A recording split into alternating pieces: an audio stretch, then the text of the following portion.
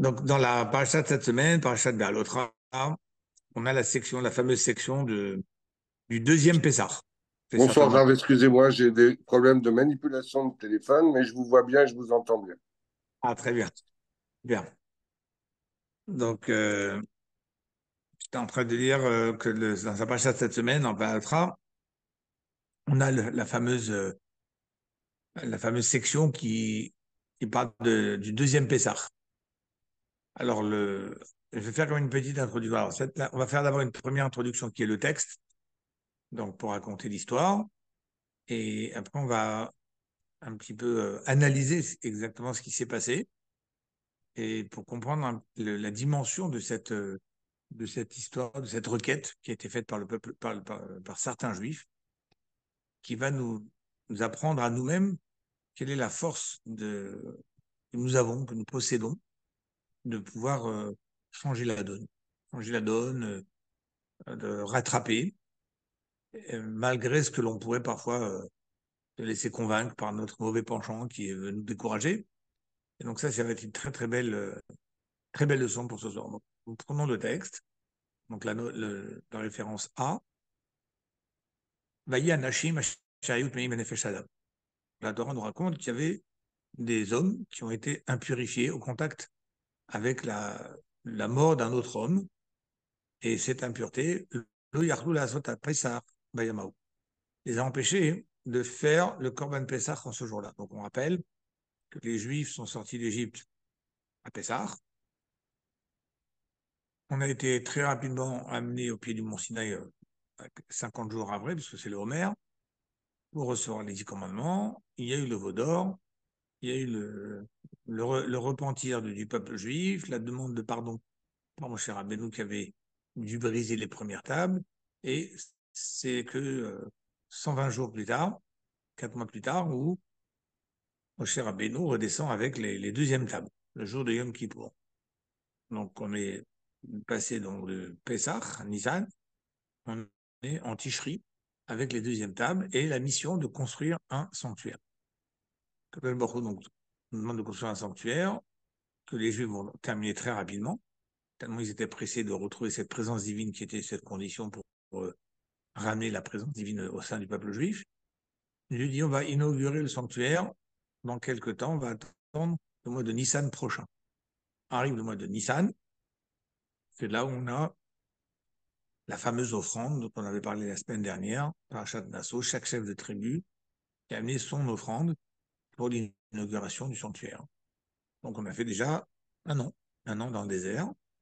Et puisque maintenant on a le sanctuaire, Dieu dit à Moshe Rabbeinu, ben maintenant il faut faire le sacrifice de Pessah que je vous ai donné dans votre calendrier hébraïque. Chaque fois qu'arrive le mois de Nissan, 14 Nissan, il faut faire l'agneau pascal.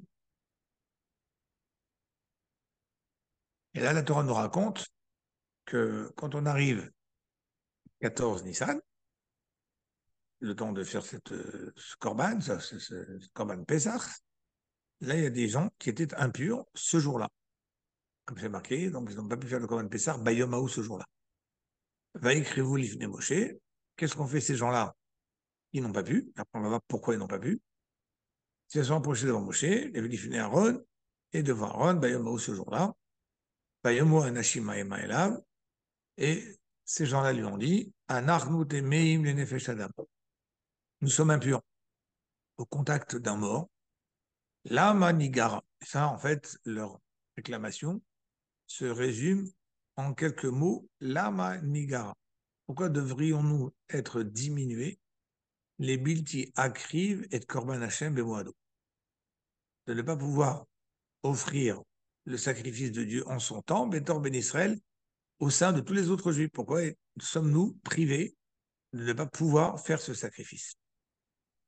Moshe Rabbeinu entend l'argument et pourtant, encore une fois, vous remarquez quand même dans la présentation de leur argument, eux-mêmes ont avancé la raison pour laquelle ils ne peuvent pas faire ce sacrifice. Il dit, nous sommes impurs. Donc, si nous sommes impurs, donc inaptes à rentrer au temple, inaptes à faire un sacrifice. Donc, ils donnent la réponse à leur situation. Quelque part, c'est comme si ils répondent eux-mêmes ils se répondent eux-mêmes. Pourquoi on ne peut pas faire? Ben, tu l'as dit, parce qu'on est impur. Mais ils rajoutent quand même, ok, c'est vrai qu'on est impur, mais pourquoi à ce moment-là on doit être perdant, on doit être diminué vis-à-vis des autres? Moshe Rabbeinu entend l'argument, et c'est là qu'il va falloir un petit peu se pencher sur, mais de quel argument s'agit-il? Quand quelqu'un dit, écoutez, je suis impur, quand on est impur, on ne peut pas rentrer au temple, pourquoi je ne peux pas? Vous trouvez que c'est un argument, pourquoi je ne peux pas? Tu as dit que tu es impur. Et la Torah dit que quand on est impur, on ne peut pas. Donc ne viens pas demander pourquoi je ne peux pas. Très bizarre comme argument. Et Moshe Rabbeinu pourtant retient l'argument. Moshe leur dit, Imdou, attendez, je vais écouter, je vais aller donc présenter votre requête et je vais entendre qu'est-ce que Dieu va m'ordonner à votre sujet. Qu'est-ce qu'on peut faire pour vous? Donc, c'est-à-dire que Moshe Rabbeinu accepte la réclamation, qui a priori n'est pas très compréhensible. On est impur, bon, ben, point barre. Vaïdaber Hashem el Moshe est mort, et c'est là où Dieu s'adresse à Moshe, et Dieu lui dit, écoute, Daber el Ben Israël est mort. J'ai entendu donc la réclamation, et dis-leur, Ish qui est amilen afesh, si jamais un homme est impur au contact d'un mort au Beder Rokalachem, ou bien un homme qui est parti en voyage et s'est retrouvé trop loin du temple, et on n'a pas le droit de faire des sacrifices en dehors du temple. Donc, lachem ou les dorotechem, que ce soit valable pour vous dans cette génération, que ce soit une histoire qui arrivera dans des générations futures, alors cet homme-là qui a été soit impur, soit trop loin à la date de Pessah, Veasa Pessah Lachem, il pourra quand même se rattraper, faire son sacrifice de Pessah. Comment? S'il n'est pas là le 14 Nissan où il est impur, Bachodesh Hasheni. Mais il attendra le deuxième mois de l'année, et d'après la Torah, puisque le premier mois qu'on a compté, c'était Nissan quand on est sorti d'Égypte, le deuxième mois, c'est Iyar.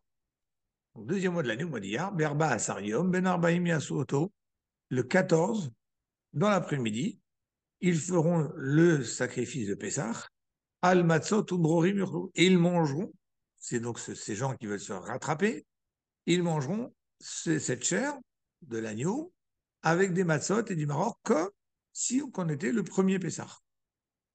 Ils vont avoir les mêmes lois. Le Yashiomi Menoad Boker. Ils ne devront pas en garder en trop. Il faut s'arranger pour tout consommer avant le matin. Et de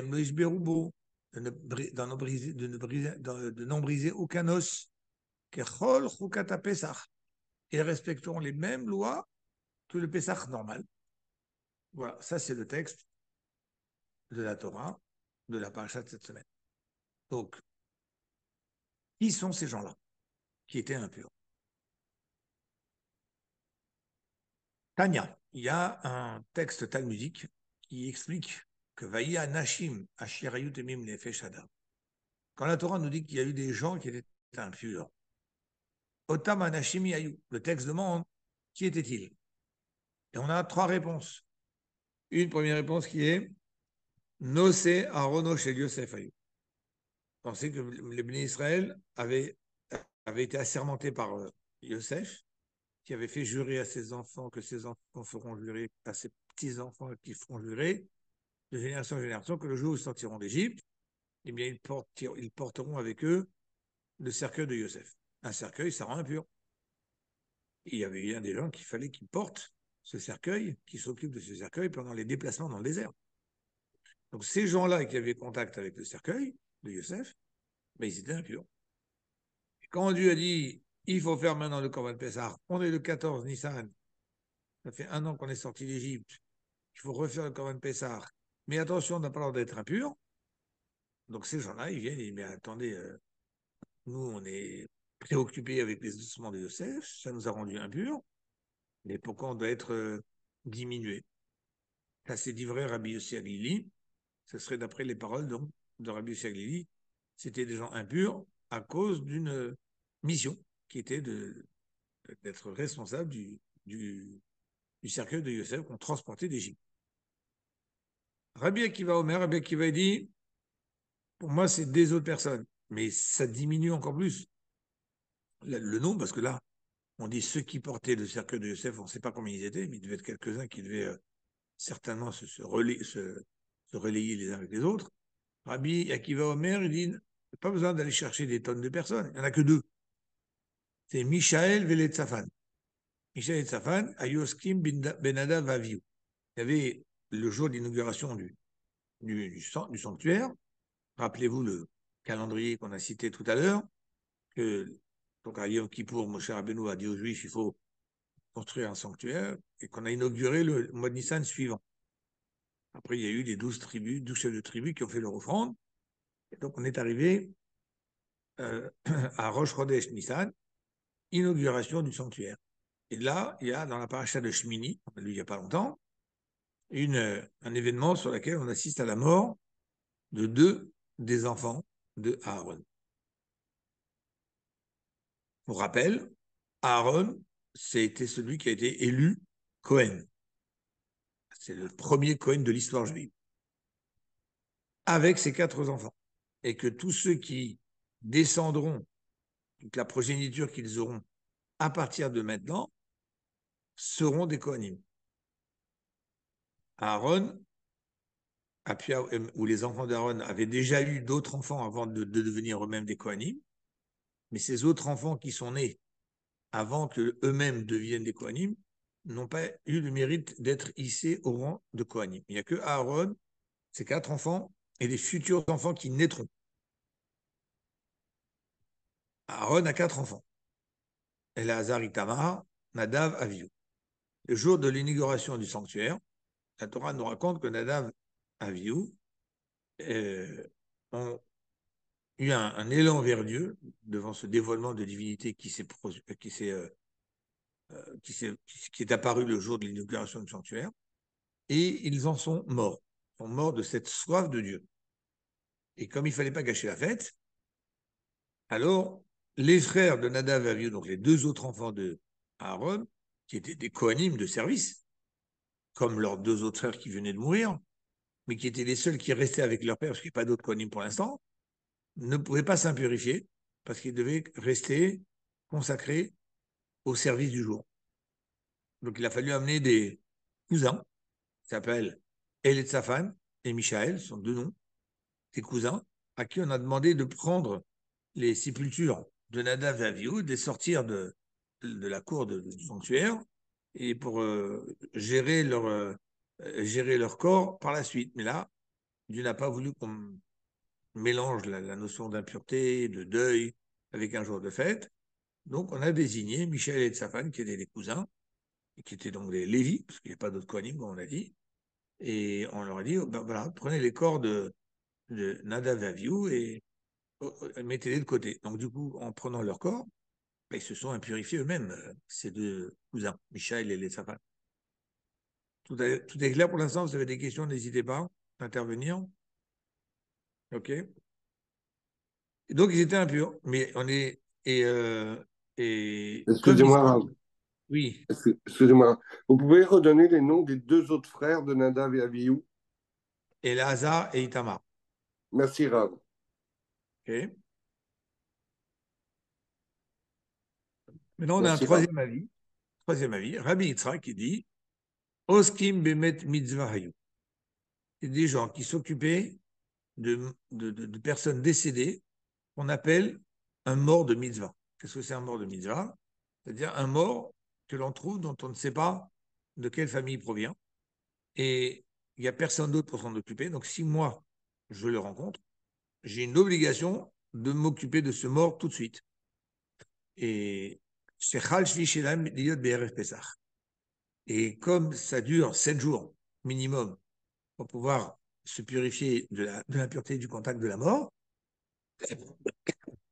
eux, ils ont été amenés à s'occuper de quelqu'un qui était décédé récemment. Et entre le moment où ils se sont occupés de cette personne et le compte des 7 jours qu'ils devaient attendre, c'est tombé pile leur 7e jour de fin d'impureté. C'est tombé le jour du 14 Nissan. Donc le 14 Nissan, ils étaient impurs. Et c'était leur 7e jour. Le Yachou la Sot appelé ça Bayamaou, et Rabbi Yitzhak s'appuie sur le fait que c'est marqué dans le Passouk, on a lu tout à l'heure, ils n'ont pas pu faire le Corban Pessah ce jour-là. Pourquoi tu as besoin de préciser ce jour-là? Bayom c'est-à-dire ce jour-là, ils n'auraient pas pu. Mais si le Corban Pessah serait tombé le lendemain, le 15 Nissan, ils auraient pu le faire. Donc, on a ici 3 avis concernant qui était de savoir l'identité de ces personnes qui étaient impures et qui sont donc venues chez Moshe Rabbeinu pour se plaindre. Et donc là, vous avez l'événement, mais la grande question qui se pose, c'est que peu importe qui étaient les 3 personnes, enfin les 3 catégories de personnes, mais comme on l'a dit tout à l'heure, ces catégories de personnes ont donné eux-mêmes la réponse au fait qu'ils ne pouvaient pas faire le sacrifice. Ils viennent, ils disent, nous sommes impurs, X raisons, ce soit la 1, la 2, la 3, nous sommes impurs, mais en tout cas, on a impur de contact avec un homme, et donc, tout celui qui est impur ne peut pas faire de sacrifice, et notre réclamation, c'est, mais pourquoi on doit être diminué? Comment vous comprenez l'argument? On doit être diminué, vous n'êtes pas diminué. Vous êtes dans une situation qui fait que vous ne pouvez pas, en étant impur, participer au sacrifice. C'est pas qu'on vous a diminué, on vous a pas exclu, on vous a pas privé de quelque chose que vous auriez pu faire, mais que sur des critères complètement farfelus, on vous a dit, bah vous non. Je comprends, ils sont impurs, ils connaissent la loi. C'est comme si quelqu'un va dire, maintenant je suis mort, alors maintenant que telle personne est morte, c'est pas juste, maintenant qu'il est mort, il peut plus mettre les filets. Pourquoi c'est pas juste? Mais il est mort. Quand quelqu'un meurt, on peut pas mettre les filets. Je sais pas, enfin, quel est votre problème? On est impur, donc on peut pas faire le corban. Donc voilà, vous êtes impur, vous pouvez pas faire le corban. Oui, non, mais c'est pas juste. Pourquoi doit être perdant? Donc j'insiste sur la façon dont l'argument a été présenté et surtout l'étonnement que Moshe Rabbeinu a tout de suite accepté la réclamation. J'aurais pu tout simplement leur répondre, ben, désolé, c'est la loi de la Torah, quand on est impur, on ne peut pas faire de sacrifice. Mais le rabbi, dans sa sagesse, a développé l'argument de ces gens-là, en disant que un sacrifice qu'on a l'obligation de faire, il y a 2 catégories. Soit c'est un sacrifice que Dieu a demandé à toute la communauté d'offrir un sacrifice ou d'offrir un sacrifice au temple au nom de toute la communauté, mais ce n'est pas obligatoire que toute la communauté soit présente. Prenons par exemple le demi-shekel qu'on doit donner au mois d'Adar. À quoi il servait ce demi-shekel? Pour ramasser chez tous les juifs, mettre ça dans une caisse, et de cette caisse, on allait puiser l'argent pour acheter les agneaux qui étaient offerts tous les matins et tous les soirs, qui sont aujourd'hui remplacés par Shacharit et Micha. Dieu n'a pas voulu qu'on dépende de personnes riches, de donateurs, pour faire ces sacrifices, et que ces donateurs, ce serait récolter le mérite, eux, d'avoir fait ce sacrifice. Dieu a voulu que ce soit un sacrifice qui soit offert au nom de toute la communauté. Donc c'est pour ça qu'on a demandé à toute la communauté au mois d'Adar de donner chacun un demi-shekel, la même somme pour tout le monde. Comme ça, il n'y a pas de différence, j'ai donné plus, j'ai donné moins. Tout le monde donne la même somme dans une grande caisse et on puise de cette caisse pour aller acheter les agneaux quotidiens, matin, après-midi, tous les jours. Et le Shabbat, il y a un corban en plus, et les jours de fête, Rosh Chodesh, etc. Mais tout ça, c'est au nom de la communauté. Ça s'appelle un korban Tzibour, un sacrifice au nom de la communauté. Maintenant, est-ce que toute la communauté juive, c'est-à-dire les millions de juifs qui vivaient par exemple à l'époque du Temple, ou est-ce que les 600 000 hommes qui vivaient dans le désert étaient obligés tous de venir dans le sanctuaire au moment où on faisait tous les matins cet agneau, tous les après-midi cet agneau? Non. Il y avait les Kohanim, pouvaient venir assister ceux qui avaient envie. Il n'y avait pas d'obligation à ce que tout le monde vienne assister. Les Kohanim étaient chargés d'offrir cet agneau à partir des deniers de la communauté qui avait été ramassée par le demi-shekel dans cette caisse. Et donc, quelque part, c'est un agneau offert au nom de toute la communauté par les Kohanim. Et pouvaient assister des personnes qui avaient envie d'assister sans aucune obligation. Okay, donc, ça veut dire que celui qui était impur, pendant que le Kohen offrait cet agneau du matin ou de l'après-midi, aucun problème. Tu n'es pas obligé de venir. mais ça compte quand même pour toi parce que tu as donné ton demi-shekel, et quand on a pris dans la caisse, eh ben, c'est une caisse qui a été alimentée grâce aussi au demi-shekel de chacun. Donc chacun est représenté dans ce sacrifice. Et même si tu es impur, c'est pas grave, tu n'es pas obligé de venir au temple, c'est pas une obligation pour le monde de venir au temple. Ceux qui veulent venir, ben, ceux qui ne peuvent pas, ils ne viennent pas. Mais tu n'as rien perdu parce que ce sacrifice, il est offert au nom de toute la communauté, y compris ceux qui sont impurs. Ok, ça marche pour les sacrifices communautaires. Non, il y a d'autres sortes de sacrifices, ces sacrifices individuels. Si quelqu'un a fauté, il a oublié que c'est Shabbat, il s'est levé un matin, il a commencé à allumer la lumière, on va faire des trucs interdits, après il s'est rappelé que c'est Shabbat, il a mangé un morceau de viande, il pensait que c'était cachère, finalement c'était pas cachère. Pour des gens qui ont fait des fautes de façon involontaire, la Torah dit le jour où il prend conscience de sa faute, il vient au temple, il amène un sacrifice expiatoire. Maintenant, s'il est impur, la Torah ne lui dit pas attention, hein, tu as un délai de 5 jours, de 7 jours après ta faute, sinon après c'est fini, tu ne peux plus te faire pardonner. Non. Ça pouvait des fois des gens qui habitaient en Israël dans le nord, qui des fois venaient à l'occasion de Pessah ou de Shavuot ou de Sukkot, ils venaient pèleriner, alors qu'ils avaient commis une faute il y a déjà 3, 4 semaines, un mois de cela, pas même 2 mois, mais ils profitaient de leur venue au temple pour pèleriner, et en même temps ils offraient leur sacrifice pour expier la faute qu'ils avaient commise il y a 3 mois. Donc quelqu'un qui a commis une faute et qui doit offrir un sacrifice individuel a le temps de se préparer, peut choisir la période à laquelle il veut venir. Donc, s'il sait qu'il est impur maintenant, pour X raisons, eh bien, il dit ben, je vais attendre que ma semaine d'impureté se termine. Une fois que ma semaine d'impureté sera terminée, ben, je vais faire attention de ne rien toucher l'impur et je vais emmener mon sacrifice expiatoire. Donc, que ce soit dans la catégorie des sacrifices publics, communautaires, tu peux être impur, c'est pas grave, tu n'es pas obligé d'être là, et le code, il le fait aussi pour toi. Il le fait pour toute la communauté, y compris même les gens qui sont impurs. Tu as un sacrifice. On demande de dédier le cours au nom de Camus Batzer. Ok, on est d'accord. Euh, mais je n'ai pas vu si c'est une Refouach Lema ou si c'est une.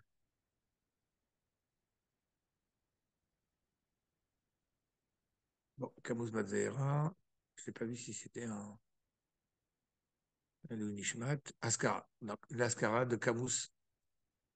Rivka Bat Camus et Bat Zera. C'est fait.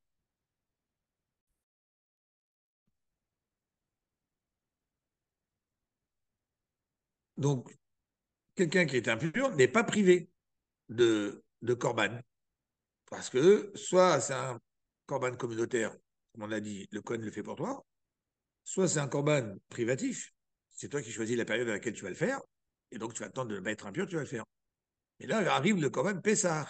Alors là, c'est un Corban où on est coincé. On est coincé. Ce n'est pas comme le Corban individuel où chacun peut choisir sa date, et donc s'arranger selon s'il est impur ou pas. Il est obligé d'être le 14 Nissan. Il n'y a pas une autre date. Encore une fois, ça c'était avant que Dieu sorte la deuxième date. Mais donc on ne connaissait pas la deuxième date, on n'avait qu'une seule date, c'est le 14 Nissan. 14 Nissan, Dieu dit, il faut que tout le monde fasse le Corban Pessah. Ok, alors si je suis impur, ça se passe comment? C'est le 14 Nissan, c'est pas un autre jour. Et en plus, c'est une obligation qui repose sur chacun individuellement, de devoir participer à ce sacrifice, de devoir manger la chair de ce sacrifice, mais il faut une condition, c'est d'être pur. Alors si je suis impur, je fais comment? On va me reprocher, on va me dire, bon, ben, si c'était impur parce que tu n'as pas fait attention, tu as fait des mauvais calculs, tu n'as pas pensé que bientôt c'est le 14 Nissan, c'est ta faute. Et ils vont vous dire, mais non, c'est pas de ma faute. Soit il va dire, c'était moi je m'occupe des ossements de Yosef, il faut bien quelqu'un qui s'en occupe. Et à partir du moment où on les déplace, hop, il y a 7 jours d'impureté. Soit on va dire, c'est ceux qui sont occupés de, des deux corps de Nadav et Avihu qui sont décédés, ou soit on va dire le troisième avis, ceux qui ont rencontré un maître mitzvah. Donc c'est des gens qui ont dit, nous, on a été contraints de devoir avoir contact avec l'impureté de la mort. C'est pas nous qui avons choisi. Et en même temps, Dieu, il a fixé une date obligatoire pour tout le monde, 14 Nissan. Pas d'autre possibilité. Et là se pose une question. Est-ce que Dieu, il peut garantir qu'aux alentours du 14 Nissan, c'est-à-dire une semaine avant le 14 Nissan, il n'y aura pas de mort. Il n'y aura aucun mort dans le peuple juif. Comme ça, personne ne pourra être impurifié par la mort, parce que personne n'aura de mitzvah de s'occuper d'un mort, personne n'aura d'obligation de s'impurifier. C'est pas possible. Malheureusement, des morts, il y en a tous les jours. Y compris même dans la semaine avant Pessah. Et ça, c'est une chose que Dieu a mis dans le monde. C'est Dieu qui a fait le monde de cette façon. Il y a des morts tout le temps. S'il y a plus de morts pendant la semaine avant Pessah et que quelqu'un s'impurifie bêtement, ok, ouais, c'est ta faute. Dieu il avait fait en sorte qu'il n'y ait plus de morts pendant une semaine avant Pessah pour que tu sois tes 7 jours de purification pour le Corban Pessah. Mais ce n'est pas le cas. C'est très bien que malheureusement, la vie fait, il y a des morts tout le temps, et y compris, et des morts qui viennent parce que c'est Dieu qui a mis la mort, et Dieu qui a donné une obligation aux gens proches de s'occuper de ces morts-là, que ce soit des proches, que ce soit une mitzvah, parce que c'est un mort qu'on a rencontré, qu'on a une obligation de s'occuper de lui. Donc Dieu me donne une chose et son contraire à faire. Il me dit, tu as une mitzvah de t'occuper du mort, ça te rend impur 7 jours, mais sache que des morts, il y en aura tout le temps, y compris même dans la semaine avant Pessah. Et donc, il y aura des gens qui vont de toutes les façons être impurs.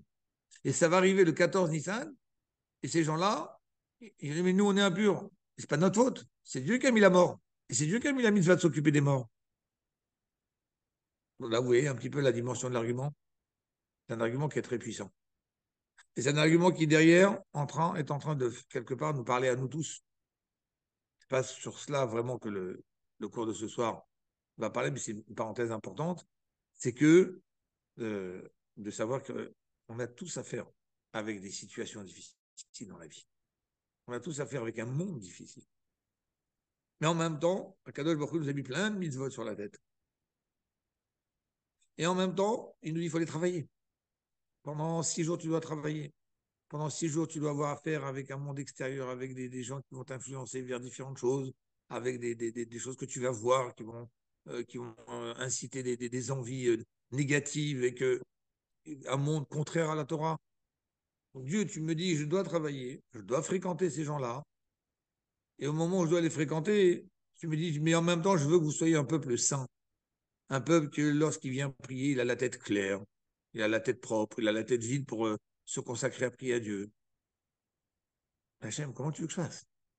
Tu me demandes d'étudier. Je veux bien étudier, mais moi, j'étudie, j'ai ma tête qui tourne dans tous les sens parce que je ne sais pas comment demain je vais payer mon loyer. Mais c'est toi qui m'as mis dans cette situation de devoir aller travailler pour assumer mon loyer. Donc, comme si Akadosh Baruch Hu m'avait dans une situation ingérable. Comme ces gens qui étaient impurs et qui ont dit Hachem une situation ingérable, il nous fixe une date, mais lui-même, il oblige à ce qu'on s'occupe des morts et donc on va être impur à cette même date. Et c'est pour ça que mon cher Rabbeinu a retenu leur argument. Il dit j'entends votre argument et vous avez raison. Donc je vais demander à Kadosh Baruch Hu qu'est-ce qu'on fait dans ce cas-là. Et c'est là où Kadosh Baruch Hu il a dit j'entends leur argument et ils ont raison. Et puisque c'est quelque chose qui ne dépend pas de leur volonté, alors je leur accorde une deuxième chance. Corban, le Pessar Chéni, un deuxième Pessar. Mais là, ils devront faire attention. Et ils devront faire attention que si jamais il y a des morts à s'occuper, ben, ils passent la mission à quelqu'un d'autre. En disant attention, moi je ne peux pas, j'ai raté le premier, là il faut que je fasse le deuxième. Alors il se peut aussi qu'ils retrouvent aussi un Met Mitzvah de la même façon, mais ce sera déjà plus rare. Ils pourront déjà prévoir leur coup et s'isoler ou ne pas voyager. Mais en attendant, Kadosh Baruch Hu a quand même prévu une deuxième chance. Donc, qu'est-ce qu'on voit de là? On voit que Pessah Sheni, c'est un enseignement fondamental dans notre vie de juif. Et si ça a été amené des mots en yiddish du rabbi, ce n'est jamais perdu. On peut toujours se rattraper. Même quelqu'un qui est dans la plus grave impureté, qui est celle du contact avec la mort, donc le symbole aussi ici est très fort, avec la mort, ce qui veut dire quelqu'un qui s'est éloigné de Torah et Mitzvot. La Torah et Mitzvot sont la vie, Torah Traïm, qui aime Chayenu Vergamenu. Donc quelqu'un qui est en contact avec la mort, c'est-à-dire il s'est complètement écarté de Torah et Mitzvot. Michel Abeder Refoka, quelqu'un qui était éloigné spirituellement. Afilou Lachem. Et la Torah dit que ce soit dans votre génération ou dans les générations plus tard, Mais le mot lachem, il a aussi un autre sous-entendu. Même si c'est quelque chose qu'il a fait sciemment. Bon, sciemment, il a dit ça ne m'intéresse pas, Torah et Mitzvot. Puis un jour, ben, il est piqué, quelque chose de réveil, quelque chose de fait faire tchouva. Malgré tout, on peut toujours réparer. Ça, c'est la grande leçon de Bessar Chéni. Donc le rabbi ramène un mot qui a été rapporté par son beau-père, le rabbi Yosef Yitzhak, qui lui-même l'a rapporté de d'autres sages dont il a entendu de ses prédécesseurs, que c'est connu donc le mot de Kovod Kushat Mori Rami Admor de mon beau-père, Shinyano Shel Pesach Shenu Leorot, tout le Pesach Sheni, c'est venu pour enseigner que Leolam En Mikre Avoud. Il n'y a pas de cas perdu. Tamid Yacholim Letaken et Tinyane Ha'avar. On peut toujours réparer le passé et les dégâts qu'on a pu provoquer au passé. Shayu Bofan Biltiratu. Kacham Ilboneni Modot Ofan Alagad et Etmol. Quand on réfléchit comment j'étais hier, comment j'étais auparavant, avec la Nutanaga Avar, de façon générale, mon comportement qui n'était pas comme il faut. Et je vois qu'il y a des choses sur lesquelles ce n'était pas le comportement que j'aurais dû avoir. Pour savoir, une fois pour toutes, il n'y a pas, c'est trop tard. C'est passé, c'était hier, c'est perdu. Et donc, je vais rester toute ma vie avec un boulet de canon qui va me traîner au pied parce que j'ai un passé difficile. Yeshna Efsharut Letaken et Ava. Le juif a une force incroyable de pouvoir réagir rétroactivement sur le passé. Et le rabbi insiste. Tout celui qui a entendu ça de la part de mon beau-père, Massi Dorenu, qui est un guide pour la génération, doit savoir qu'on lui parle à lui. Celui qui entend, il dit c'est un message pour moi. C'est pas j'entends, mais c'est pour les autres. Toi, essayer de réparer le passé. C'est pas quelque chose qui est une généralité pour le peuple juif, mais que moi, c'est difficile, moi, c'est différent. À partir du moment où je l'ai entendu, même si ça s'applique à tout le peuple juif, mais si, puisque moi, je l'ai entendu par providence, alors, il faut savoir que c'est une chose qui me parle à moi.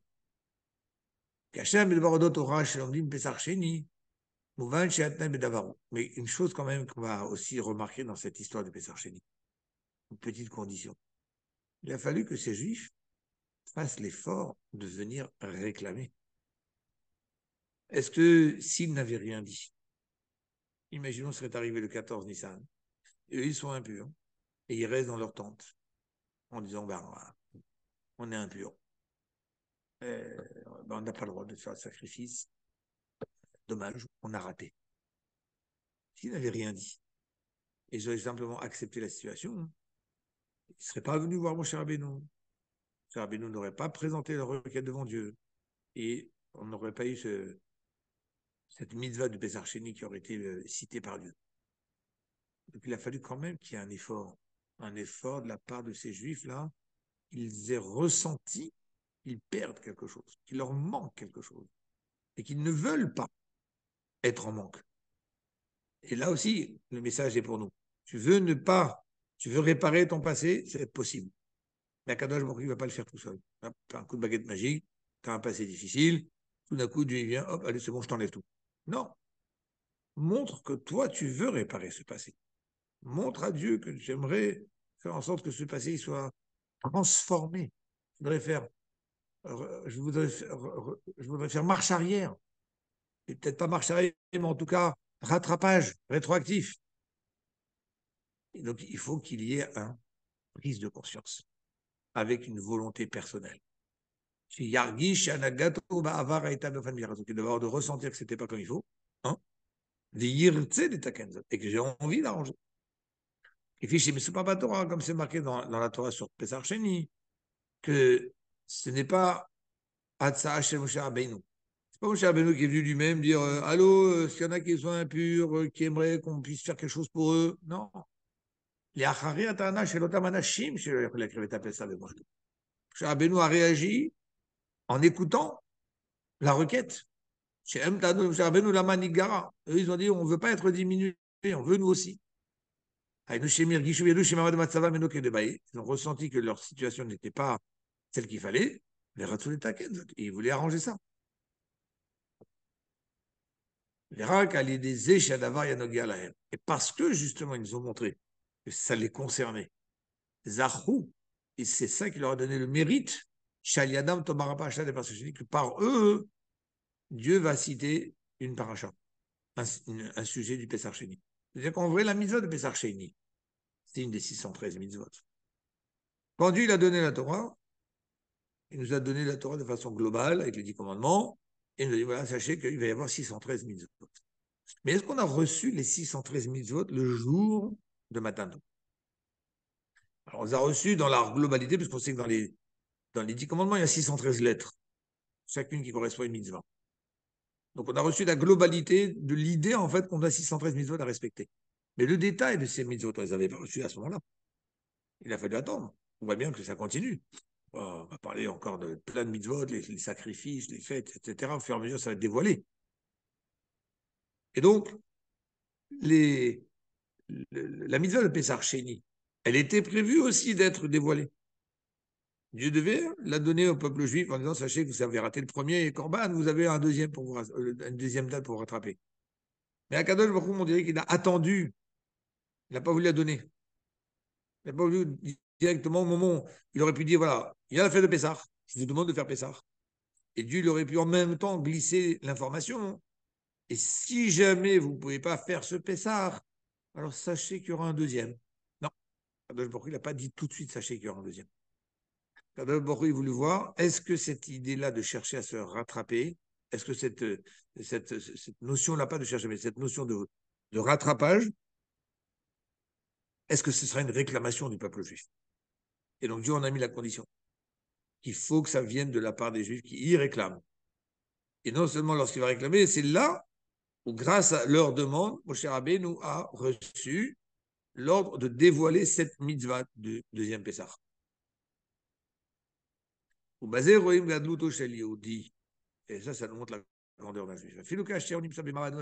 Même lorsqu'il se retrouve malgré lui, ou peut-être pas malgré lui, mais en tout cas de façon malheureuse, dans une situation qui ne devrait pas, qui n'aurait pas dû être la sienne. Il peut venir et dire je ne veux pas être diminué. On peut lui répondre mais c'est ton choix. C'est toi qui as décidé de t'écarter de Torah et Mitzvot. On t'a prévenu plusieurs fois. On t'a rappelé alors, on t'a proposé de faire des bonnes choses, tu n'as pas voulu. Tu dis, t'as dit, j'en ai rien à faire, ça ne m'intéresse pas, laissez-moi tranquille. Moi, je veux continuer ma vie. Toutes ces restrictions, c'est en trop. Donc, quelque part, on peut avoir affaire avec un juif qui n'a que sans vouloir à lui-même. Puis un jour, il va se réveiller, un cadeau de Dieu, et il viendrait dire, oh, mais c'est triste, tout mon passé. Qu'est-ce qu'on va lui répondre? Ben, on t'avait prévenu. Du non, il dit pas ça. C'est triste mon passé, j'aimerais le réparer. Ah, fais preuve de bonne volonté. Tu veux réparer, on va t'aider. On va te donner l'opportunité. Sauf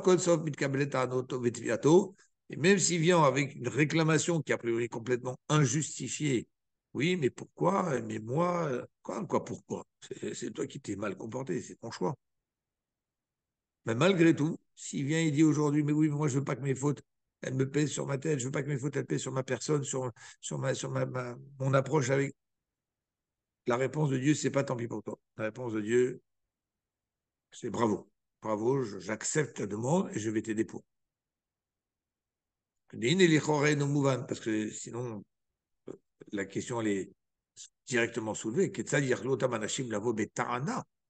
Comment ces hommes, la Torah raconte qu'ils sont venus avec une réclamation?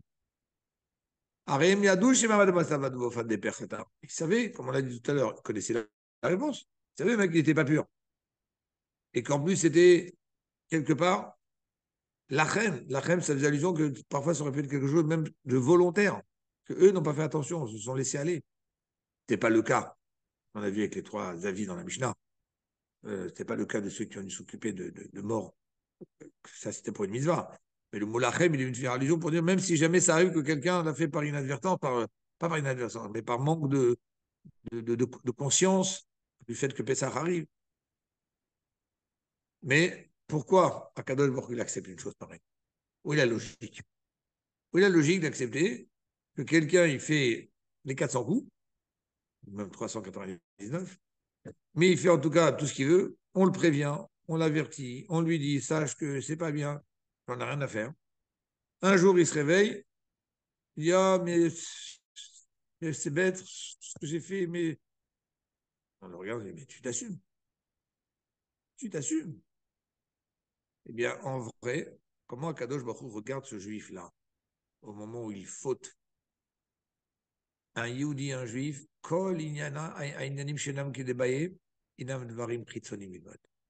Lui, il dit, je sais qu'un juif, lorsqu'il faute, c'est parce qu'il a eu un vent de folie. Ce n'est pas quelque chose de mauvais, d'intrinsèque. Il n'y a pas de juif méchant de façon intrinsèque. Il n'y a pas de juif qui cherche absolument à être. Même celui qui dit je ne veux rien savoir, ça ne m'intéresse pas. Malheureusement, il écoute ses tentations.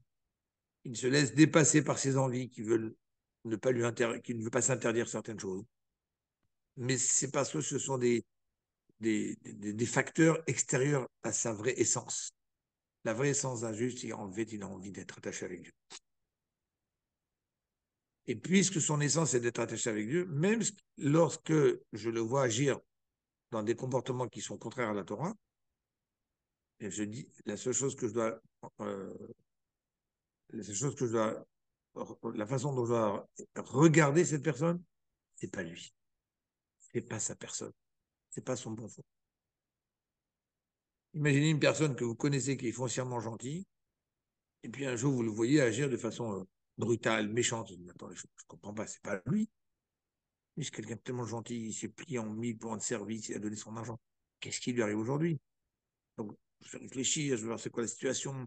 Finalement, j'ai trouvé qu'il y a une situation exceptionnelle. Et dans la même idée, un juif qui faute, c'est pas lui. Donc, puisque profondément un juif, il est élevé, il est grand, c'est le Fils de Dieu, il a envie d'être attaché avec Dieu. Et donc, au moment où il faute, c'est des circonstances extérieures qui l'ont malheureusement mis dans ces conditions. La reine Toanim aime la maniga. Donc, il a le droit, ce juif, de dire mais pourquoi je vais rester avec ce passif, alors que malheureusement, j'étais dans des conditions très difficiles qui m'ont entraîné à faire ce que profondément je ne voulais pas faire. Mais, condition. Il faut qu'il le ressente. Et que lui, il ressente que c'est quelque chose de négatif, c'est un passé qui pèse, c'est un passé qui peut l'empêcher d'avancer, de progresser, de se raffiner davantage. Là, en ce moment-là, on va du ciel lui offrir la possibilité de réparer. Zotomeret. En d'autres termes, qu'est-ce qu'on dit au sujet d'étudier la Torah? Celui qui a honte ne sera jamais étudié. Si tu as honte de poser des questions, si tu as honte, si à chaque fois que tu viens poser une question, tu dis excusez-moi, mais bon, je vais vous poser une question bête. Et des fois, j'hésite même à la poser parce que j'ai peur qu'on me dise que c'est une question bête. Et donc, je vais faire semblant que j'ai compris. Je ne vais pas dire que je n'ai pas compris parce que pendant les gens ils vont rire de moi. Lo abaishan lamed. Celui qui a honte de dire je n'ai pas compris, ben, tu ne sauras jamais. La même chose aussi pour la tchouva. En lolid bayesh. Tu n'as pas à avoir honte de ce que tu as fait, en sens, tu n'as pas à avoir honte, pas de ce que tu as fait, évidemment, il faut avoir de ce qu'on a fait, parce que c'est mal, mais tu n'as pas à être gêné de venir demander que tu veux que ça soit réparé rétroactivement.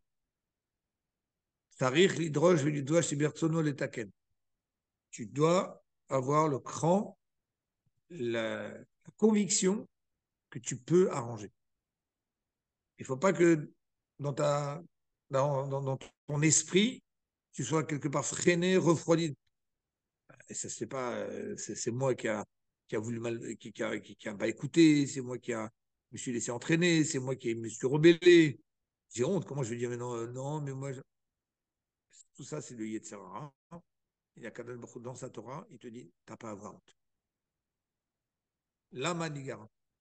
Tu viens exprimer à Dieu que je veux arranger. Il y a des gens qui vont voir des tzadikim, des rabbanim, voilà, j'ai fait telle faute. C'est quoi les tikkun? C'est quoi la réparation? Je veux réparer. Alors le tzaddik, il pourrait le regarder, il dit, mais attends, c'est facile. Tu t'éclates, tu t'amuses, tu fais ce que tu veux, et après tu dis, ben, je veux réparer. Je ne suis pas venu pour réparer des bêtises, pour en faire des nouvelles. Je suis venu parce que j'ai pris conscience. J'ai honte de ce que j'ai fait, mais je n'ai pas honte de demander que je veux réparer.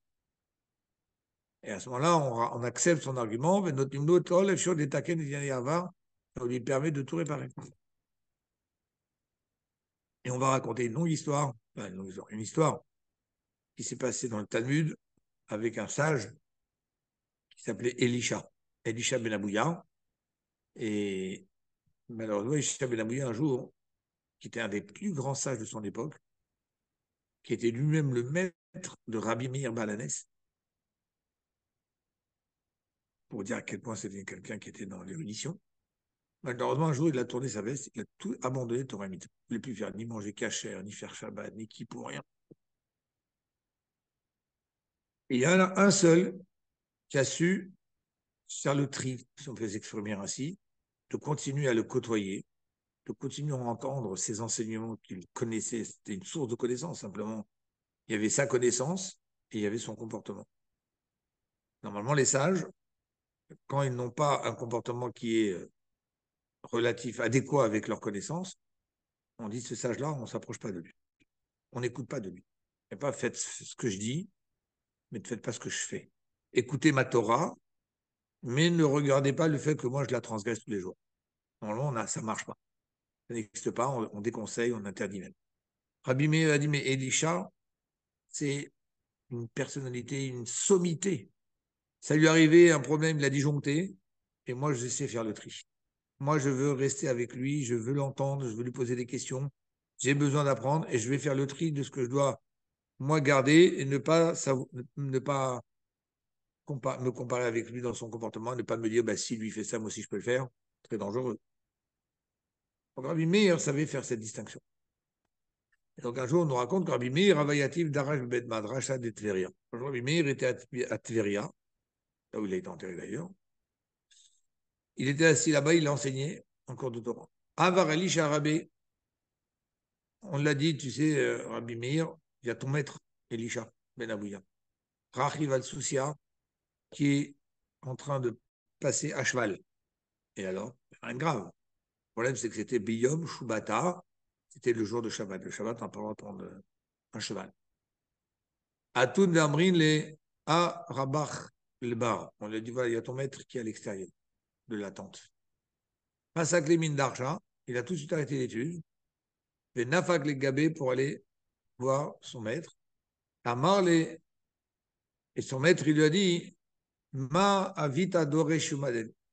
Viens me faire part de ce que tu étudies aujourd'hui. Donc là, il dit Chat sur le cheval, Shabbat, demande à Rabbi Meir, dis-moi, répète-moi un peu ton cours. Et ils parlent ensemble, et ils avancent ensemble, et ils s'éloignent de la ville. Et vous savez que Shabbat, on ne peut pas sortir de la ville trop loin. Il y a 2000 coudées. Jusqu'à la 2000e coudée, on doit s'arrêter. Si ça nous fait sortir de la ville, à partir de la dernière maison de la ville, on prend 2000 coudées, stop, Shabbat. On n'a pas le droit de faire une coudée, un pas de plus.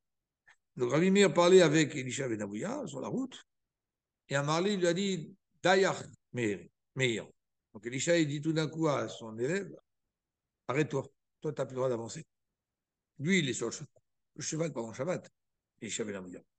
Rabbi Meir, il est à pied, il l'accompagne, il parle. Et pendant qu'il parle, Rabbi Meir ne se rend pas compte des distances qu'il a parcourues. Et par contre, Elisha Ben Abouya lui dit stop, tu n'as plus le droit d'avancer, non pas de plus. On est arrivé à la limite autorisée du Shabbat. Adkan, Trom Shabbat. Jusqu'ici, c'est la limite du Shabbat. Alors, du coup, Rabbi Meir, il est surpris parce que lui-même, il n'a pas compté, il n'a pas comptabilisé les pas, les coudées traversées. Mais c'est une puissance exceptionnelle, ce maître. Amal et minhen atiada. Rabbi Meir, il demande à son maître, mais d'où tu sais qu'on a fait les 2000 coudées? Amar les min talpe des soucis de Avina. Grâce au pas de mon cheval, Mani veolech alpay mama, j'ai compté 2000 coudées. Pendant qu'il parlait avec lui, il comptait. Un esprit très puissant. Amar les. Alors, Rabbi Meir, du coup, lui a dit, mais maître, je ne comprends pas. Puisque tu es tellement sage, pourquoi tu ne reviens pas en arrière? Pourquoi tu ne reviens pas dans le chemin de Torah Mitzvot? Amar les let ana yachid. Il a dit, j'aurais bien voulu, mais je ne peux pas. Ah bon?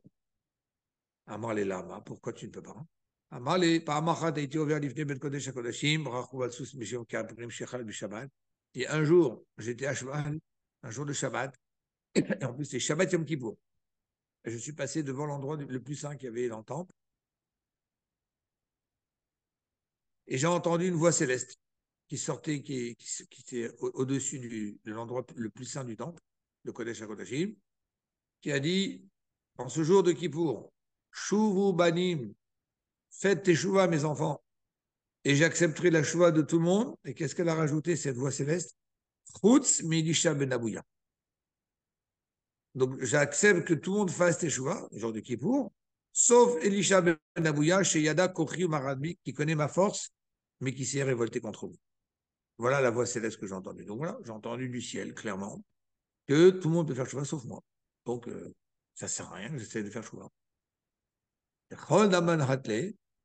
Et il lui a posé une autre question. D'où ça t'est venu de cette rébellion contre Dieu? Pourquoi tu as décidé de te rebeller contre Dieu malgré tes connaissances? Il dit pas Machat Yoshev Vishoni Bibika Ginusa. Elle raconte, parce qu'un jour il était assis dans une plaine, verra Adam Echad Allah les roches desquelles il y a eu un homme qui a grimpé sur un dattier, un palmier, Benatal Ev Albanim, et qui a enfreint une mitzvah de la Torah, que lorsque tu rencontres un nid d'oiseaux, tu veux prendre les oisillons, ou tu veux prendre les œufs, tu peux, mais il faut chasser la mer, jusqu'à qu'elle ne revienne plus. Et donc il a pris, cet homme-là, il a pris la mer et les oisillons, via Radmisha Bishalom. Il est descendu, après cette infraction, eh bien, rien ne lui est arrivé. Bishalom. Tranquillement, il est parti avec la mer et les oisillons, alors qu'il venait de transgresser une mitzvah de la Torah. Ok, ça arrive, des gens qui transgressent. Pourquoi Dieu les laisse en vie? Ça arrive aussi, je ne connais pas les calculs du bon Dieu. Par contre, ce qui est arrivé le lendemain, ça ne marche pas. Il y a un problème, au courant. Le lendemain, j'ai vu un autre homme qui est monté sur un autre palmier, le Natal et Tabanim, et qui lui a fait attention à cette mitzvah. D'avant de prendre les oisillons, il a renvoyé la mer. Le Yarad Misham, et en redescendant de ce palmier, il s'est fait mordre par un serpent, piqué par un serpent, il est mort. Amar, il a dit, je ne comprends pas. Elisha ben Abouya. Active. Toi-même, Dieu t'a écrit dans ta Torah, Shalach te Shalach et ta'em, que si tu renvoies la mer, Vetabanim tikachlari, après seulement tu prends les enfants, les manitavlar vartayami, je t'allongerai ta vie. Echanitovato shelze. Comment cet homme-là, l'autre, la veille, il n'a pas fait la mitzvah, il n'a rien eu. Et lui, il a fait la mitzvah. Que dans cette mitzvah, c'est marqué que Dieu, Dieu, il a dit, je rallongerai ta vie. Où est sa vie rallongée à lui? Il descend de l'arbre, il se fait piquer, il est mort. Mais Velo Aya Yodia, c'est l'archer Rabbi Yaakov, l'Iftanim Imenu. Et ce qu'il ne connaissait pas, parmi toute sa grandeur, il y a une chose qu'il ne connaissait pas, c'était l'explication qu'on avait faite sur ce pasouk par un autre sage qui s'appelle Rabbi Yaakov, qui a dit, qu'est-ce que ça veut dire dans le pasouk? On renvoie la mer avant de prendre les oisillons, afin que tu aies du bien et que je t'allonge la vie. Rabbi Yaakov, il a dit, attention, le bien que tu penses n'est pas le bien dont je te parle n'est pas celui que tu penses. Les manitavlar, les olamaba. Quand je dis afin que tu acquières le bien, ben je te parle d'acquérir le meilleur bien qui puisse exister. C'est quoi? C'est ta part au monde futur. De vivre, de revivre quand il y aura le monde futur. Ça, c'est le meilleur bien que Kadosh Baruch Hu peut t'offrir. C'est ça qu'il dit le passage des manitavlar, afin que tu auras du bien, le meilleur bien qui existe. C'est celui de revivre au monde futur, les harar tayamim, et que tu vas vivre très longtemps les le Hatid Shekulu Aror, justement dans le monde futur où il n'y aura plus de mort.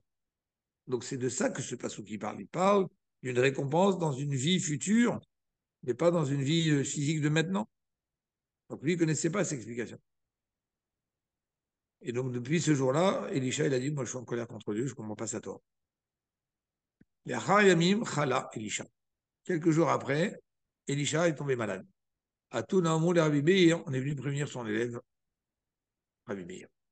Ah, Rabarbaïch, ton mari, ton maître est souffrant.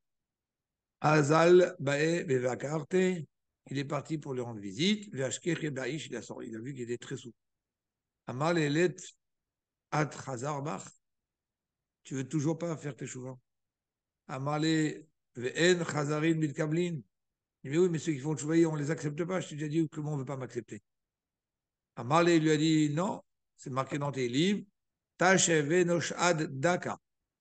Un homme, il peut revenir ad daka jusqu'au moment même avant de revenir en poussière. Ad dirduchash nefesh bekablin. Jusqu'à même que son âme doit être rendue et revenir à la poussière, bon, on l'accepte. Ah, là, c'est une phrase qui a fait vibrer son maître, Elisha. Le Otasha Bacha Elisha. À ce moment-là, il s'est mis à pleurer. Venifta. Il est décédé. Qu'est-ce qu'il dit Rabbi? Aya Rabbi Samer Benibo. Rabbi il a dit, je suis content. Domé chez Mitor Tchouva Niftar. Je pense qu'il a quitté ce monde après avoir fait Tchouva. Donc, à ce qu'on vient de dire maintenant, Kachogami Perigrivi des Perkei Avot. Donc, qu'est-ce qu'on voit de là?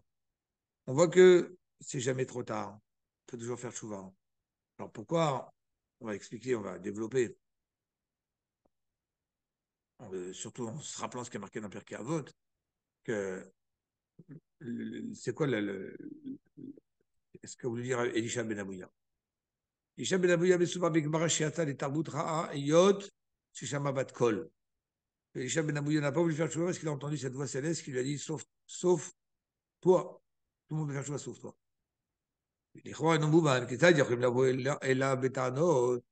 Comment on pourrait après lui reprocher du ciel de ne pas avoir fait Tchouva si déjà du ciel on lui a indiqué que de toute façon on n'acceptera pas ta Tchouva.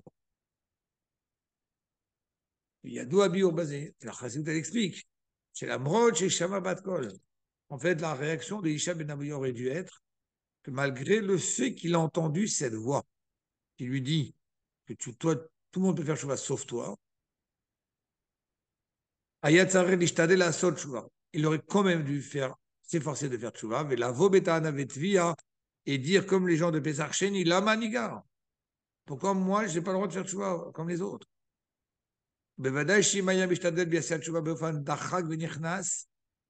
Et s'il avait forcé la main, s'il avait quand même fait Teshuvah, on l'aurait accepté. Ça veut dire qu'en fait, des fois, du ciel, on rend plus difficile la tchouva, comme c'est marqué dans certaines fautes graves, très méditées. Il y a marqué En maspikim biyado la sot teshuva. On ne le laissera pas faire tchouva. C'est-à-dire qu'on ne le laissera pas. Pas maspik, c'est-à-dire qu'on l'empêche, on l'arrête, on le bloque, on le stoppe. Non. En maspikim biyado, ça veut dire on ne l'alimente pas, on ne lui donne pas les forces suffisantes pour faire teshuva. Parce que pour faire teshuva, il faut une aide. Il y a des fois des fautes qui sont tellement graves. En maspikim biyado. Du ciel, on ne vient pas t'aider pour faire tchouva. Mais ça ne veut pas dire que si quand même toi, tu as décidé de faire tchouva et tu veux forcer la main, tu peux faire tchouva. On ne te ferme pas la porte. Et même quand il a entendu cette voix où il lui a dit, vous pouvez faire tous ce tchouva sauf vous, sauf Elisha, il aurait dû dire, la maniga, pourquoi moi non? Comme à Pesach Sheni. Et il aurait été accepté. Ça ressemble un peu à une autre règle de vie que nous ont appris les sages. Que lorsque tu es invité chez quelqu'un, tu t'assois, il te propose à manger, et puis à un moment, tout ce qu'il te demande, tu dois faire. S'il te plaît, chez moi, j'ai l'habitude qu'on se lave les mains. Chez moi, j'ai l'habitude que les invités s'assoient dans cet ordre. Chez moi, j'ai l'habitude qu'on ne mange pas tant que faut d'abord faire tout ce que ton hôte te dit, tu dois faire. Il y a une seule chose sur laquelle tu ne dois pas l'écouter, c'est quoi? S'il te dit, bon, maintenant tu sors, s'il te plaît. Non, je ne sors pas. Là, je n'ai pas à l'écouter. Bien que Shiu Balabaït et l'autre, c'est lui le propriétaire de la maison. Kol Mashom Alecha Balabaït, assez que les sages nous disent, il faut l'écouter. Mais quand il te dit de sortir, non, tu ne dois pas écouter. Eh bien, le Balabaït ici, c'est Dieu. La mode chez Acher Shama Bat Kol. Dieu lui dit, sors, toi, tu ne fais pas de chouva. Kadosh Baruch Hu dit, toi-même, dans ta Torah, tu as dit que tout ce que dit le Balabaït, il faut écouter, sauf de sortir. Donc, tu veux me laisser, tu veux m'exclure du clan d'Israël. L'Oyat Sarach Lishma, les Bat Kol, il n'aurait pas dû écouter cette voix, il n'aurait pas dû y croire. Parce qu'Akadosh Baruch Hu lui-même a écrit dans sa Torah cette règle, Kol Mashomer Lecha Balabaït Aseh Chutz Mitzet. Je t'écoute, sauf dans le fait de vouloir m'exclure. Il n'aurait pas dû entendre, écouter cette voix céleste. Même que cette voix céleste, elle s'exprime avec une vérité, que ce qu'il a fait, c'est très grave. Et que, vu que ce qu'il a fait, c'est très grave d'avoir s'être rebellé contre Dieu, bien, normalement, il n'y a pas de tchouva. Mais ça, c'est quand la voix céleste, elle s'exprime à un certain niveau de regard avec des règles de Torah. Mais la tchouva, ça dépasse les règles de Torah. Ça bouscule les règles de Torah. Et c'est ça, en fait, qu'on lui reproche à Elisha. Pourquoi tu as écouté cette voix? Pourquoi tu n'as pas essayé de faire chouva? Tu aurais pu dire pourquoi moi non?